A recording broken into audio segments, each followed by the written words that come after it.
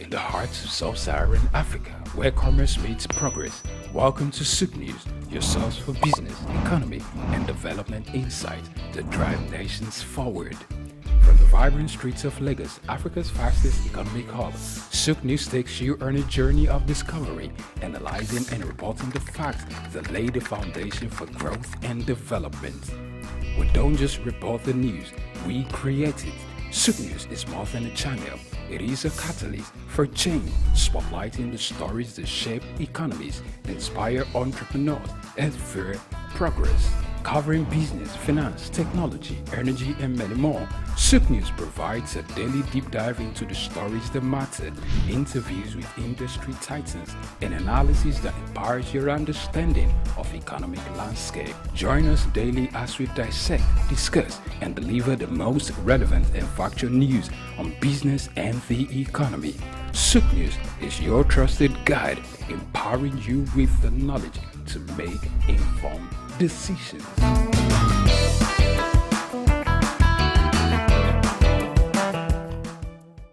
The Three Wise Men. Iconic sculptures and statues adorn major metropolitan cities of the world. In Lagos, Nigeria, the statue of three men designed to depict the state's cultural heritage and to usher in visitors and tourists into the ever-accommodating center of excellence is no doubt an astounding work of art.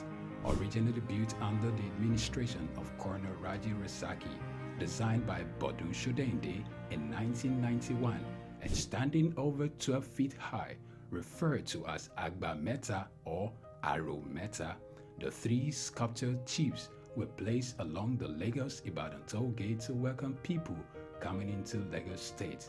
The statue called the Three Wise Men by many has become a major signature for the state.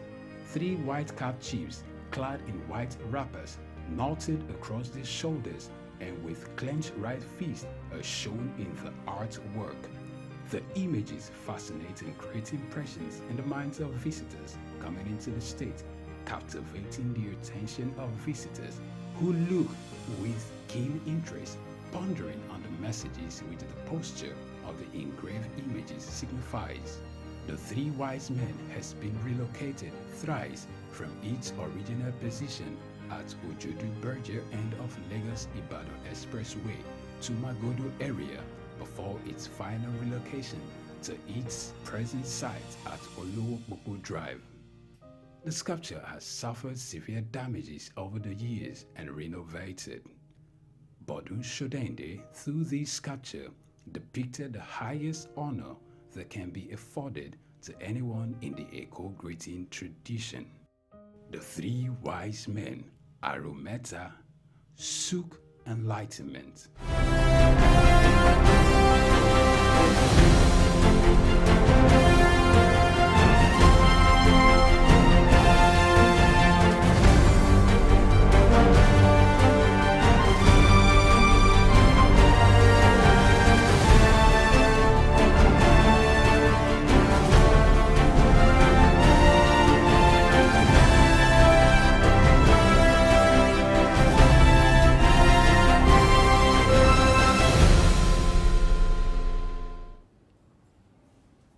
Hello and welcome to SOUQ Pulse. It's always a pleasure being here and knowing fully well that you are on that other side, part of the show, not just being part of it, but also joining the conversation through our social media handles.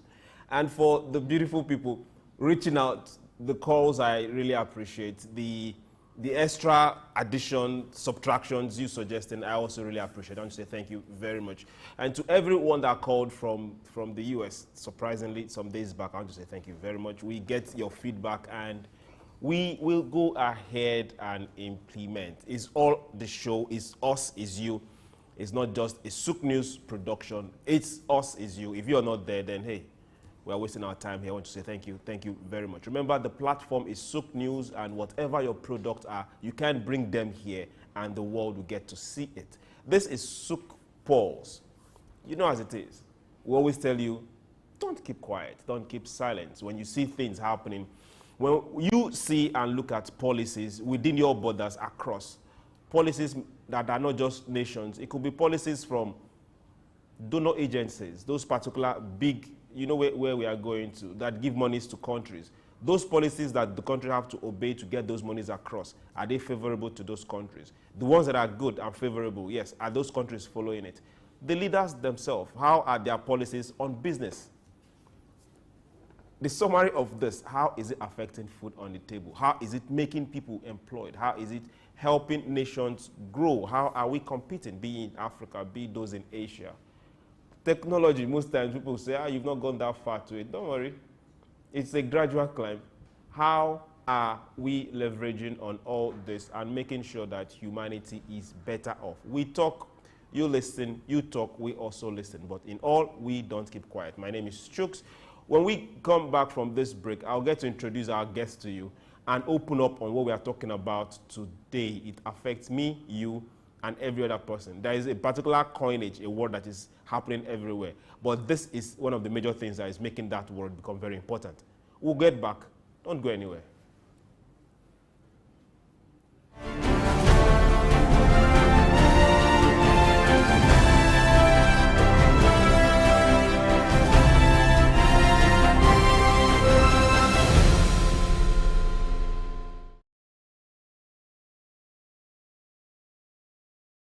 The Three Wise Men. Iconic sculptures and statues adorn major metropolitan cities of the world. In Lagos, Nigeria, the statue of three men designed to depict the state's cultural heritage and to usher in visitors and tourists into the ever-accommodating center of excellence is no doubt an astounding work of art. Originally built under the administration of Colonel Raji Rasaki, designed by Bodu Shodende in 1991 and standing over 12 feet high, referred to as Agba Meta or Aro Meta, the three sculptured chiefs were placed along the Lagos-Ibadan toll gate to welcome people coming into Lagos State. The statue called the Three Wise Men by many has become a major signature for the state. Three white-capped chiefs clad in white wrappers knotted across their shoulders and with clenched right fists are shown in the artwork. The images fascinate and create impressions in the minds of visitors coming into the state, captivating the attention of visitors who look with keen interest, pondering on the messages which the posture of the engraved images signifies. The Three Wise Men has been relocated thrice from its original position at Ojodu Berger end of Lagos-Ibadan Expressway to Magodo area before its final relocation to its present site at Olowopopo Drive. The sculpture has suffered severe damages over the years and renovated. Bodu Shodende, through this sculpture, depicted the highest honor that can be afforded to anyone in the eco-greeting tradition. The Three Wise Men, Arometa, SOUQ Enlightenment.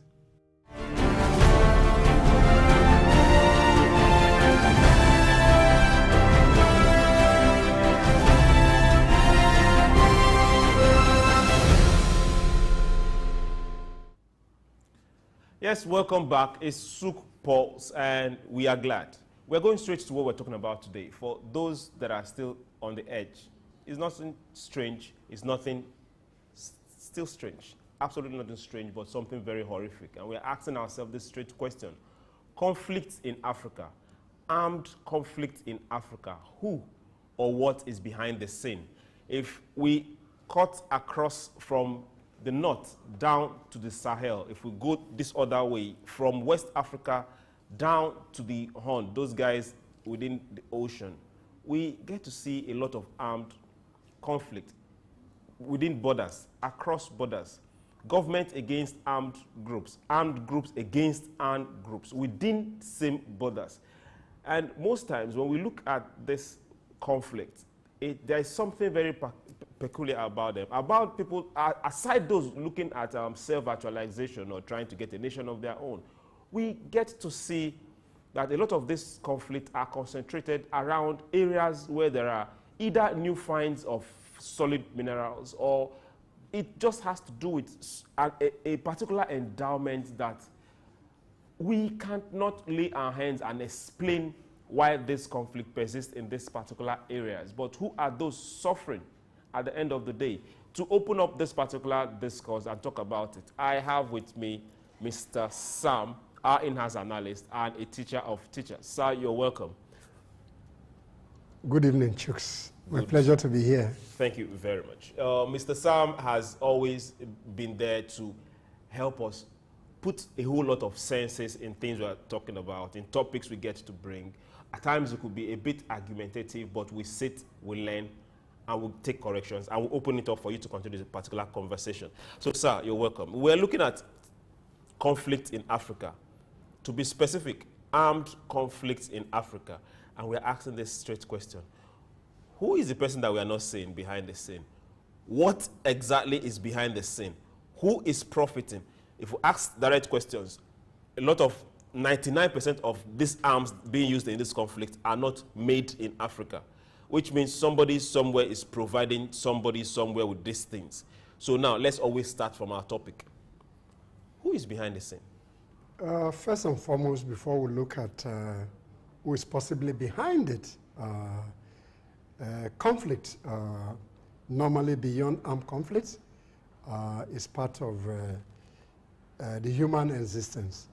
But when they escalate into violence, like we see across Africa, it becomes a major challenge. But the underlying factor that drives conflict or instigates conflict in Africa. And one of the studies that was done by Professor Paul Collier of the Oxford University, there's a link between mineral resource and conflict in Africa. And this is true because when you look at where you have violence, particularly armed violence in Africa, you find out that those countries where you have those armed violence is where you have a lot of mineral deposits. So in that regard, there's some kind of proxy war in terms of the struggle for who controls the sphere of influence when it comes to mineral resource. On the other hand, the other study that shows too that citizens have been deprived from the resource which God has endowed them with, and there are a lot of pillage, particularly from the global north, and they use small war, proxy war, giving arms to people to fight themselves, whereas they are taking these minerals away. So there are a lot of overlapping driver in terms of conflict in Africa. Maybe as we progress on this conversation or dialogue, we'll be able to look at specific issues. But there are a body of knowledge out there which shows that there's a direct relationship between resource endowment and conflict in Africa. But then we cannot look at specific African country and the way armed violence. Then on the other hand, you have what you call extremism based on some religious ideology, which again is another major driver of conflict, particularly in Africa. So if you talk about issues of terrorism, banditry, kidnapping, there are some relationship with particularly terrorism with extremism. On the other hand, when you talk about kidnapping, you talk about issues of unemployment, citizens that are deprived, so they find a way to express themselves. For banditry? Yes, in some form of criminality. Criminality, banditry, unemployment?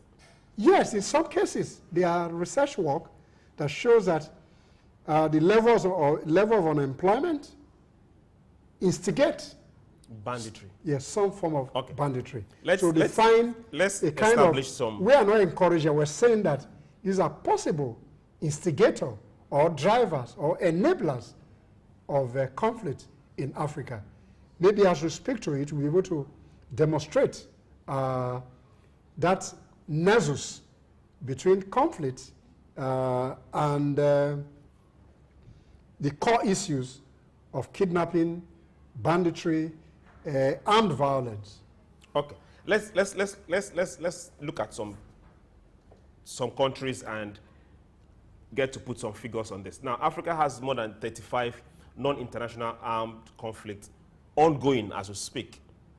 More than 35. Now, this is taking place in Burkina Faso, Cameroon, West Africa, Central African Republic, Democratic Republic of Congo. That comes to mind like on a weekly basis.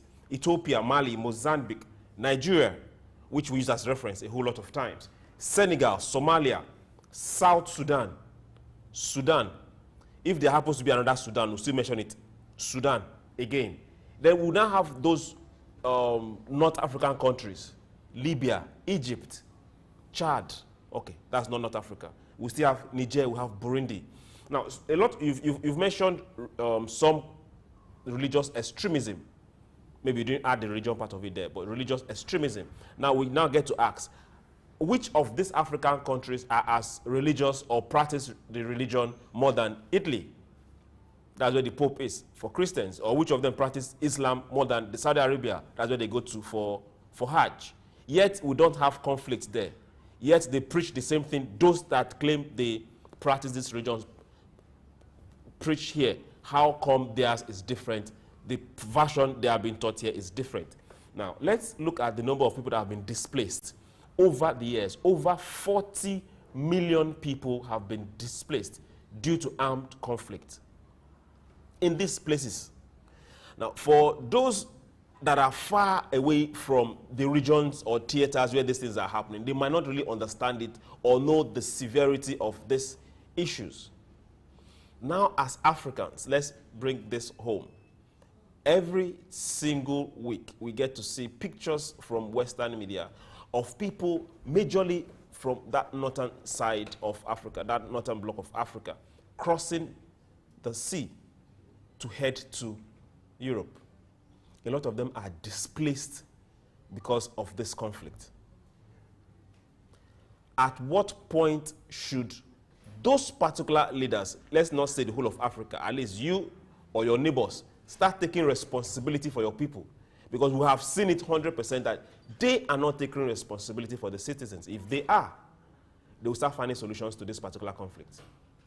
At what point in time should African leaders start taking responsibility for this particular conflict happening in their place before start blaming who is bringing in the arms or who is taking in minerals? All right, we can look at these issues from two perspectives. First, let's look at it from the leadership perspective. One of the major challenges in Africa is the issue of corruption, the rule of law, where governments have not been able to provide sufficient welfare package, so to speak, to their citizens. So where African leaders take away some of the little money that come into the continent and use them for their own personal benefits without using that for developmental effort that was supposed to improve on the standard of living of the citizens of Africa, then they have no option to resort to some form of criminality to sustain themselves. Mind you, I'm not promoting. Are we going to are we going to classify good governance? No, is very essential. When you say criminality, are we going to classify armed conflict as criminality? Because this is beyond criminality. Yes, it's criminality. It's beyond criminality. It's criminality. It is. A robber is a criminal. Oh, hold on. Someone that goes to the market to steal food you is a criminal. You even made a distinction earlier. For those who are fighting based on based on self-determination, United Nations Charter give room for that. So are they criminals? No, I'm saying if you made that decision. Okay. But I'm just using a brush to look at it from the way you had framed your question. So if you look at those who are fighting for self-determination, then they have some cover. And the UN Convention made some provision for those who want to seek self-determination. But I'm saying those who are really involved in terms of armed conflict, who bring small arms from some other country and make the spaces within national boundaries, ungovernable, either based on their religious sentiment, based on their struggle to be partaker of some of the resource endowment that we talked about earlier, then when you use armed control, rather than using all kinds of constitutional means to find a way to get part of the thing the government was supposed to provide for you, is a different thing. So I'm saying that if you talk about terrorism, if you talk about banditry, they are all forms of criminality. And I made an exception based on your intro, where you said those who are fighting for self-determination may be excused from this scenario. That's one perspective. The other perspectives are the external drivers. And we must take cognizance of that. And you see... Before we go to the external drivers, the question I wanted us to start with is, they say when your house is on fire, you don't go chasing a bush rat. The first thing you do is to try and save the most important things in the house. Now, every of these countries have a form of leadership. Now, if they don't, the neighbors do. If they don't, AU does. At what point should these leaders, both from African Union or the regional union, start taking responsibility for this conflict? Let's start from there. And that's the point that I've made earlier. Where leadership has responsibility, they get to meet on a regular, yet they can't have a resolution on this conflict. Okay, look at just what happened in Senegal. Senegal is one of the most peaceful countries in West Africa. But a political leader is trying to alter the constitutional means of bringing another new set of leadership, and you set the place on fire. So there's a direct relationship between poor governance framework and leaders that are so parochial, sentimental, to the extent that they don't respect constitutional provision. So for you to take those leaders out, people sometime in opposition may resort to armed conflict. And that's one of the instigators of the conflict that you see in Africa, where core leadership, no, I'm trying to underscore the point that if we have good leadership and there's good transitioning from one regime to the other, no matter how that regime is bad, and people vote you out, then more often than not, African leaders will change the constitutional provision and they go into the AU or go into the regional body and try to make canvas for rule of law, democracy, good governance, but in actual practice, it's not reflected in terms of what they do. So some people are now pushed to the wall and begin to say, okay, if you think you want to stay there, we'll make the place ungovernable for you. And they resort to armed conflict. Then what about AU? The AU, I have always, even from my undergraduate days, no problem with that. They've been referred to as toothless bulldog, who, 54 African country, sit at the continental level. Those who are prescribing some of the instruments of democracy are themselves not democratic in nature. They are refined autocrats who find themselves in the corridors of power and they don't want to leave those spaces. As, on the other hand, those who want to express themselves that they can provide some leadership, and you find a way you want to take out those opposition, then they find a way to get back to you and get in arms for those who are even interested in proxy war to make your environment not conducive. And you get small and medium arm into this environment, and before you know it's happening, you have militia groups, a parallel government with the so-called legitimate government. So the point which I made earlier that we need to quickly underscore here is that we don't have strong African leadership. We have strong leaders but we don't have strong institutions. We don't have strong institutions within Africa or within those conflict regions. Within Africa's, generally speaking. Let's take another example. Let's take another example. At the advent of this new democratic dispensation in Nigeria, that was Obasanjo. Now, there was this specific African country that there was a coup, if you remember. Yes, I did. Good. It was a phone call. It was a phone call that Obasanjo did at that particular point in time. And there was peace in that place. Then he now went there, and there was a form of settlement, resolution to that particular issue. I think what Obasanjo did at that particular point in time was a preventive diplomacy. And it worked. It worked. Because at that particular point in time, they knew what he could do. On time, okay, before the escalation of that crisis. So, based on people-to-people diplomacy, which he deployed in trying to reach out to the instigator, exactly, he was able to resolve that crisis. And within conflict and conflict resolution mechanism, there are norms or standards that you can deploy to quickly resolve an issue. Yeah, resolve conflicts before they escalate to a level. We still have this conflict, a lot of them escalating. Now, we don't want to go to the gory side of mentioning data on death. We don't want to go there. At what point in time, this is questions we'll keep asking if we don't get the answers. Now, let's look at another aspect of this particular conflict. Now, we get to see, if we look at, I won't call it the northern part. Look at West Africa, for example, from Nigeria to Niger to Mali to Burkina Faso, across that Sahel side of it, we see this ugly trend of religious extremism, terrorism.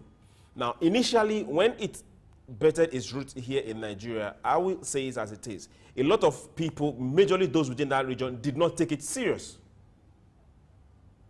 Now it is consuming everybody.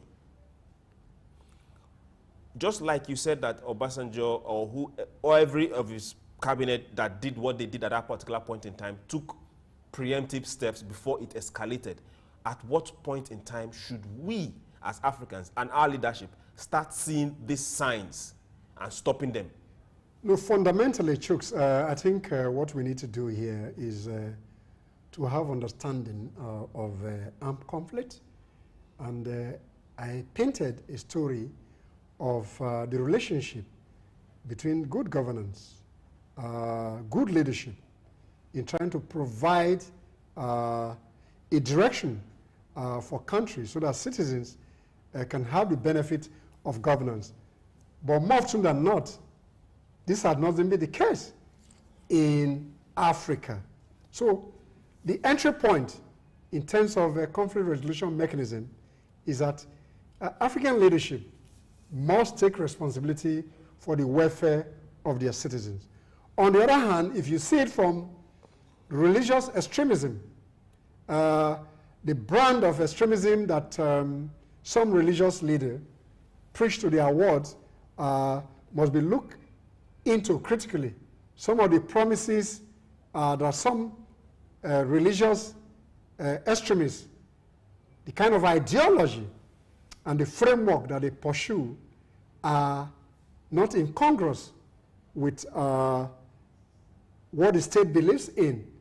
Therefore, good governance is the fulcrum on which a good society will revolve. So, in that regard, therefore, once the leadership know that they need to provide what is needed for their people, then this armed struggle, armed violence in Africa will reduce. That's on the internal aspect of it. Okay. But regrettably or sadly, there are people who are sponsoring terrorism, banditry, whatever kinds of armed conflict that is in Africa. Because number one, like you said earlier, those guns are not manufactured in Africa, but they are used in Africa. In Africa. From old, fairly used to brand new ones. Then you look at countries that are endowed with massive deposits of natural resources. And over the years, there are crises. Therefore, there's a masquerade somewhere. Beating the drums. Beating the drum. And Africa is dancing. And Africa is dancing beautifully. Okay. And the leaders cannot caution themselves. Wait a minute. Look at this kind of pillages that's going on in Africa. And that we must look inward in a way that we need to reduce this armed conflict and focus on how best we can provide good governance to citizens. Okay, now let's just, before we round up and go on a break, we are still looking at that sincerity of purpose when it comes to African leadership to tackle this issue. Because I am of a school of thought that no matter the conflict, no matter who is sponsoring, if the country decides that this is enough today, it will be enough. Typical example, no matter the amount of terrorists we have in this country, let's take for example Nigeria, a country of over 200 million, where a very good chunk of the population is in the military or the other security services. They have a border with Cameroon, they have a border with Mali, having large, not just military base, but large size of lands. They have a border with Ghana. Now, if these people decide that, come, let's end this, they will end it. But that's the question that is still hanging in there. Why they have not ended it. Let me pause you. I know you're the one asking me a question, but let me pause you in a moment. In international politics, it's what we call divide and rule. So who is dividing, who is ruling? The international community, particularly the West, has continued to sow the seed of discord to Africans. So the narrative, which is the mind game, that has been going on since independence, has been inimical to our progress. Okay. So that is critical. Hold on to this particular chain of thought, because we are going on a break. When we return, don't go anywhere. SOUQ PULSE will be right back.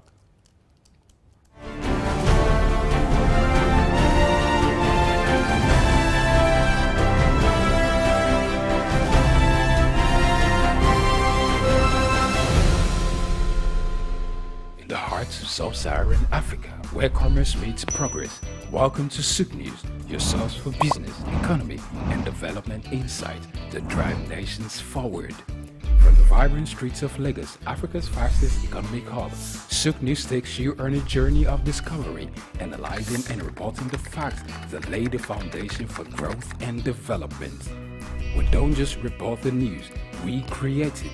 SOUQ News is more than a channel. It is a catalyst for change, spotlighting the stories that shape economies, inspire entrepreneurs, and fuel progress. Covering business, finance, technology, energy, and many more, SOUQ News provides a daily deep dive into the stories that matter, interviews with industry titans, and analysis that empowers your understanding of economic landscape. Join us daily as we dissect, discuss, and deliver the most relevant and factual news on business and the economy.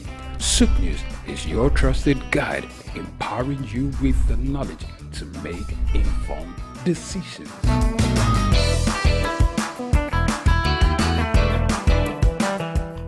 My name is Yinka Babalola. My name is Ijoma Pelokoro. My name is Joshua Hassan. I am Rotarian or Mosunde Lawson. It's Ife Yunwarita Ejeze. My friends call me Ife. My name is Rotarian Lola Dare. I'm inviting you to keep watching SOUQ News. It's the right station to tune to. I like SOUQ News. SOUQ News is good. I want to charge you all to listen to SOUQ News, watch the news. You can have unlimited news, first time. Find SOUQ News. Be with SOUQ News. Never switch off.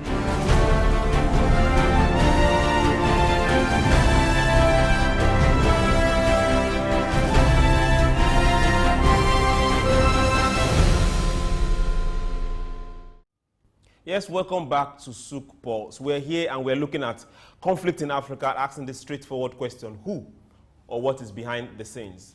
Mr. Sam has dropped a whole lot of points, and like I said, stay where you are. So, sir, I'm coming back with a question so that you can complete where you are going to. Now, let's look at this side of Africa. Mali, okay, Nigeria aside. Mali, their neighbors, Burkina Faso, down to their other neighbors on the other side, down to the northern part of it, Egypt, Libya, and co. Now, a lot of Western countries, France, US, and some other in that same belt, have military, to be specific, military bases in these places. Now the question is, how can you have those military bases in this place, yet this conflict persists? And each time we hear about this conflict, or whatever form it is, these bases are never attacked. Simply, that's the point we're trying to make earlier, that first and foremost, those military bases are strategic to the interests in Africa to protect some of the, if you permit my word, I don't think that's harsh enough, where they come to take our resource, just protecting that, and they tell you that you have military partnership.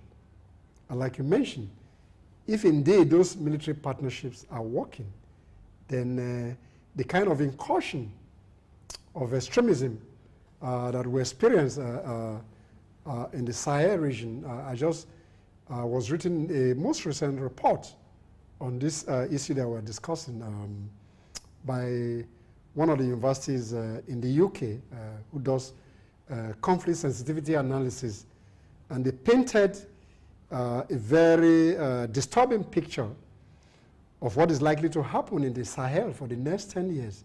The level of ungoverned spaces and the kind of military incursion that we're going to have, we have not seen so much yet. So when I read that report, I was a bit worried. So the point goes to the fact that there are drivers of this conflict that doesn't want stability in Africa so that they can continue to pillage our commonwealth.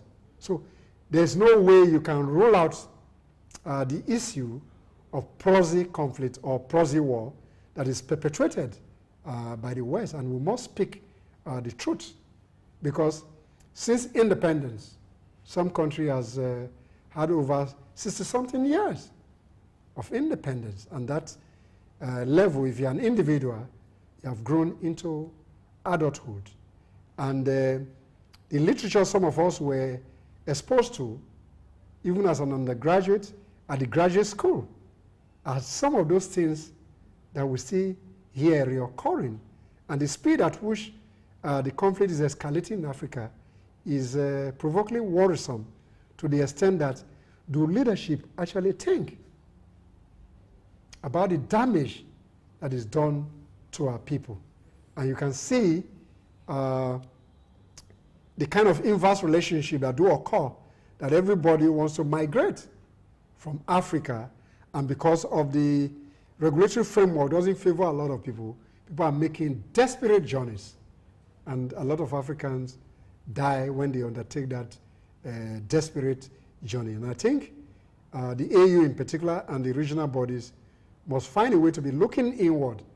That's, wait a minute, why is it that Africa is a theater of conflict? Okay, now let's also bring it down this way. If someone gives you a whip to use against your brother, and in your mind's mind, you have it in your mind that this is actually my brother, if you have some sense in your head and there's a cap that works, like they say, to he whose brain is given, sense is required. If that was given to you and that sense is working, you won't use that whip. So at this point, I need to ask, are we having an issue where we don't see the countries as being part of those countries? Because those people, a large portion of those that pick up these arms against the states are also citizens of those states. So are we seeing, apart from unemployment or whatever vice that pushed them to that particular extent. Are we seeing a case where this set of people feel disenfranchised and they see that they don't belong to this society? Yes and no. Number one, same point that we've been trying to make here is that there are people who are instigators in the opposing side so that the conflict can be sustained. Those in government has been wired to work for their colonial power. And they made decisions that are in favor of their colonizing master. And there are cases in point where you have proactive, authentic, disruptive leaders in Africa who actually wanted to make change in Africa. And the secret police or the secret agent of some of these Western countries have to assassinate those very proactive leaders. And the case are there. I just read a report recently, I won't mention the country, that the first military coup that took place in that country was actually instigated by the United Kingdom because they were afraid of a proactive leader, an authentic leader, who actually wanted to take his people from the shackle of imperialism and neoliberalism that has continued to hold us down. So that speaks to the point there are people making the continent of Africa ungovernable. Let's take example. So let's look at Sudan. To the leadership, okay, must find a way to say, okay, whose interest am I really working for? So they promise you, you can steal money, take all the money out, and at the end of the day, say African leaders are corrupt, but those monies are taken to your system, and after some fight, you return a few of those money, and people are happy that we have recovered some stolen weight. In the first instance, why did you even take those? Why did you accommodate it? Those weights, apart from those ones that are in secret havens, where people don't even know, offshore accounts that are opaque in terms of illicit financial transaction. So, Chuks, the point here is that African leaders need to rework their psychology. For how long are we going to be on this trajectory of self-destruction? They are taking money, their citizens are happy, they want to close their border to you. Let's take some examples. Now, after the crisis in Libya and the fall of Gaddafi, we get to see a form of proxy war currently happening in Libya till date. Same thing is happening in Sudan. That is unfortunate. Same thing almost happened in Niger. DRC, everywhere you think about. Almost happened in Niger the and Sahel Mali. Is essentially more of terrorism, extremism, based on some radical ideologies that are not sustainable. Okay? But when you look at the ones that are essentially driven by resource endowment, then you must be frightened.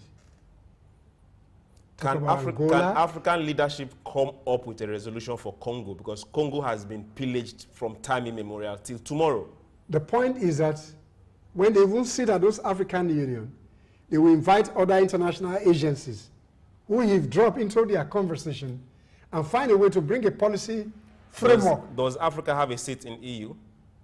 You say what? Africa, do they have a seat They in don't, EU? but somehow they how say, come, no, they how allow come some the West people have a seat in ECOWAS, I have a seat in EU? I don't understand. They say they are development partners who works in some partnership to develop Africa. I don't understand those kind of partnerships. How can we resolve Congo? Because this has been ongoing, I can't remember how long. No, it's a leadership. And of recent, again, a community, a full state has been displaced due to mineral resources. Yeah, it's a leadership. when you use leaders against their people, and because of this penchant for primitive accumulation of capital, as they call it in political economy, then the leaders are killing their people so that they are able to take some ill-gotten wealth to the center. And the way they describe it, then the people are impoverished. Then you give them gun, they are shooting themselves. Then you come under the guise of AU peacekeeping mission. You have a united peacekeeping mission, while your people are hacked down and you arm them and they are fighting themselves. Whereas the pillage, in terms of the resource, does not stop. Does not stop. While the conflict is on. Yes, the conflict is more of a distraction for the pillage, and that is the reality about it. So they give you some programs that looks good. They sponsor some of your citizens. That looks good. But at the end of the day, their citizens are happy, and you are fighting yourself. And for over 60-something years, we fought the wars of resistance, of colonialism, where they use their gun to mark us down. Then they continue to pillage our resources after we have what you call flag independence. Okay, now our time is well spent. Now let's now start looking at, let's bring this home. This has been on as long as everyone can remember. A lot of the conflicts are well older than every one of us. Much older than me as well. Now let's also look at a different form of conflict, self-actualization. Some African countries, Ethiopia, is having that issue, the Tigray region. Now, at what point in time can we say, okay, let them be? Or the side of Cameroon, the Anglophone side of Cameroon, or the, what's it called, the other side of Nigeria. When can we come to the table and say, we are all members of this country. We all belong to this country. Because if, from what I see, if you make everybody comfortable where the person is, this conflict will not be. Something is making some other people disenfranchised. How can African leaders start building trust and ownership of every country within the citizens of that country? Let's take Ethiopia, for example. There's a provisional, there's a constitutional provision in the Ethiopian constitution between 1991 and 1992 that put a clause, because Ethiopia was bedeviled by conflict. Yes. And they came to a resolution mechanism, and they say they inserted a clause in the constitution that when you feel that the state can no longer protect your interests, then you have the right to self-determination. Is a constitutional provision. In their constitution? In their constitution in Ethiopia. You can check that out. But so then, why is it leading to? No, that's the point I'm trying to make, that there's a constitutional provision that you made when you resolve issues, and that people can become autonomous if they feel that the state can no longer protect their interests. But now some people are seeking self-determination from the country. Then you are involved in some conflicts. So that's on the one. Then if you go to Cameroon, the Anglophone and the Francophone doesn't see eye to eye, because some of the people, particularly on the Anglophone, are not benefiting from the state's resources. There's a state capture. I grew up as a young man, even in the college, to hear of Paul Biya, and from college, I've gone full-blown into an adulthood, and Paul Biya is still there. Is still there. So this is very challenging. What is wrong with African? Where they think the state is their patrimony, an extension of their family. So until we're able to remove this cap from African leaders, this instigator of this prosy conflict in Africa will continue to have their day in Africa. Because I don't really understand it. That even during the independence movement, we're able to put some resistance in fighting the West. Resistance over Africa. So you read in With No Child, the Mau Mau movement, all kinds of movements across Africa, even in our own climate.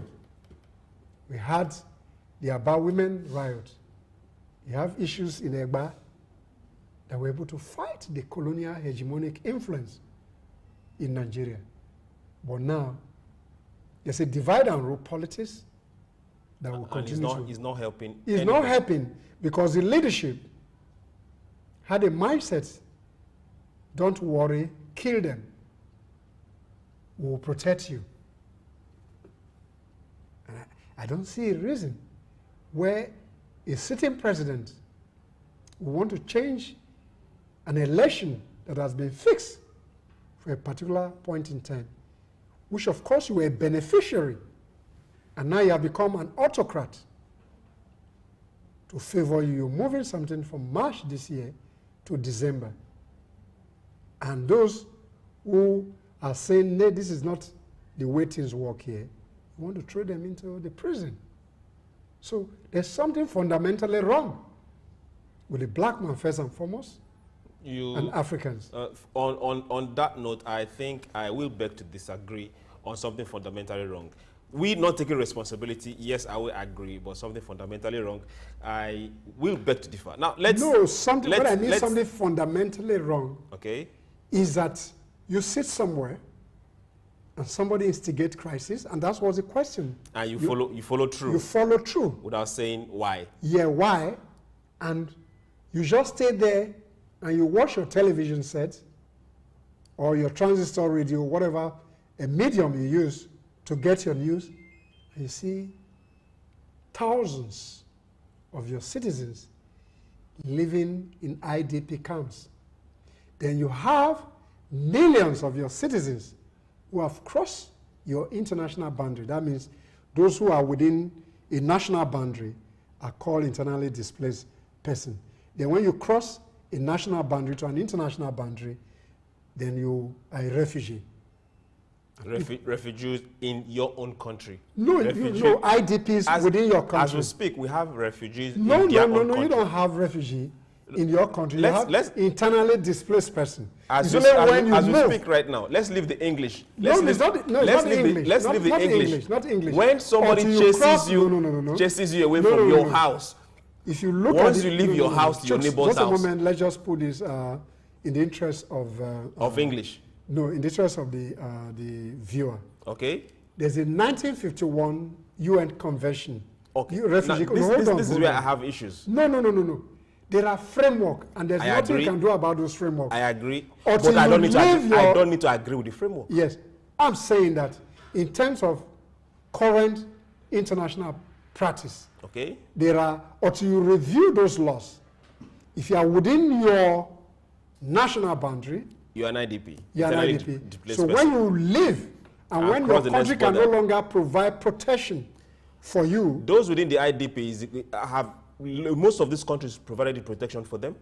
No, I understand that, but the people that are claiming asylum based on the Refugee 1951 Convention and even the OAU, now African Union 1969 Refugee Convention, speaks to 5 points in which you can use to determine refugee determination. We need to put those on that scholar note, I am not arguing about it. Yeah. But on event note, this is my own take.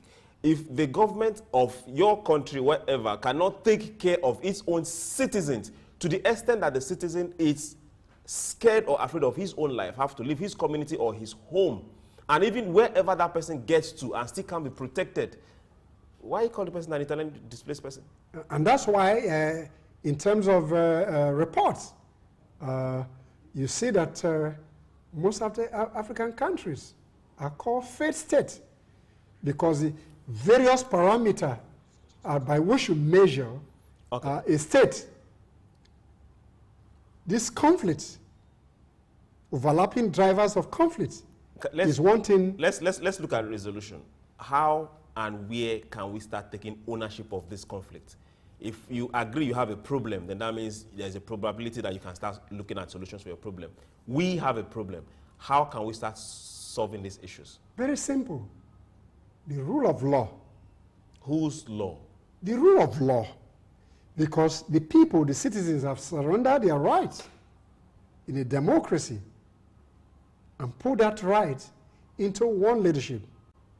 And based on the concept of sovereignty, the state, everybody has surrendered the right to one individual. Therefore, the rule of law, which is a democratic norm, must be practiced, where if it's 5 years election cycle that you have, once you serve your term and citizens believe that they have not done well on your scorecard. So your scorecard, like my primary school report card, once the subject is written in red, that means you have failed that subject. Therefore, you either repeat the class, okay? And that's what has happened. If you look at the scorecard of most leaders in Africa, they don't have what they call democratic credentials. They mouth democracy, and there are many autocrats who has made the system to a very large extent in connivance of Western buccaneers, permit my word, has continually put the state down by this kind of conflict. So therefore, good governance, rule of law, and continually the citizens must demand accountability and transparency, particularly in terms of public expenditure that people continue to pull away from Africa to the development of other countries, whereas the cost of living and survival, quality of life is not sustained in Africa. Thank you. Thank you very much. We want to say thank you for being there and staying on till the end of this program. This discussion cannot stop here. You know, let's go on our social media handles and get this conversation going. Thank you very much, Mr. Sam. We'll end on this. It doesn't matter who you are, where you are, who you worship. Look at the color of your skin. The person you're carrying that arms and facing, what is the color of the person's skin? If you decide to leave this particular realm today, do you think whatever you've acquired, you are going with it? No. So it makes no sense. Who is teaching you this? Let's treat everyone as you will treat yourself. And to the leaders, let's do right. We'll do this again tomorrow. My name is Chuks, John-Rogers Chuks. Thank you.